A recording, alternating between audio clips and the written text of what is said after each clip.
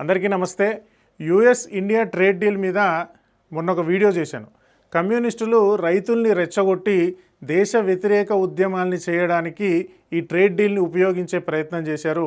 వాళ్ళు ఎంత రెచ్చగొట్టినా రైతుల నుంచి సరైనటువంటి స్పందన లేకపోవడం వల్ల వాళ్ళ కుట్ర విఫలమైంది. రష్యా ఆయిల్ మీద పడి ఏడవడం ఆపేసి ఇప్పుడు అమెరికా నుంచి పప్పు దినుసుల్ని దించి ఈ దేశంలో ఉన్నటువంటి రైతుల్ని నాశనం చేసేటటువంటి కుట్ర చేస్తున్నారు అని మరొక ప్రయత్నం చేస్తున్నారు కొంతమంది మేధావులు. ఇక్కడ విషయం ఏంటంటే, ఏ ట్రేడ్ డీల్ అయినా రెండు దేశాల మధ్య విన్ అండ్ విన్ అనే విధంగా ఉంటుంది తప్ప 100కు 100% భారతదేశానికి ఉపయోగపడే విధంగా 100కు 100% అమెరికాకు ఉపయోగపడే విధంగా ఉండదు. భారతదేశానికి 60 అంశాలు ఉపయోగపడితే అమెరికాకు ఒక 40 అంశాలు ఉపయోగపడతాయి తప్ప 100కు 100% భారతదేశానికి ఉపయోగపడే అవకాశాలు ఉండవు.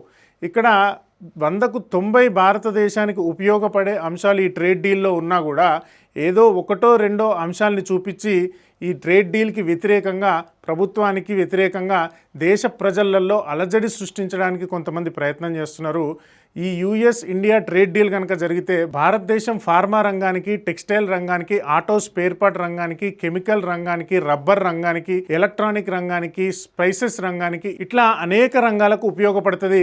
ఎట్ ది సేమ్ టైం ఎగుమతులు పెరిగి ఈ దేశంలో ఉన్నటువంటి అనేక కంపెనీలకు లాభాలు వస్తాయి, రూపాయి విలువ పెరుగుతుంది, స్టాక్ మార్కెట్ పెరుగుతుంది, ప్రత్యక్షంగా పరోక్షంగా కొన్ని కోట్ల మందికి ఉపాధి అవకాశాలు పెరుగుతాయి. ఇట్లా కొన్ని రంగాలకు ఉపయోగపడే విధంగా తీసుకునేటటువంటి చర్యల్లో కూడా ఏదైనా లోపాలు ఉంటే రెసిప్రోకల్ టారిఫ్స్ పేరు మీద వాటిని సరిదిద్దుకునేటటువంటి ప్రయత్నం కూడా భారతదేశం భవిష్యత్తులో చేస్తుంది.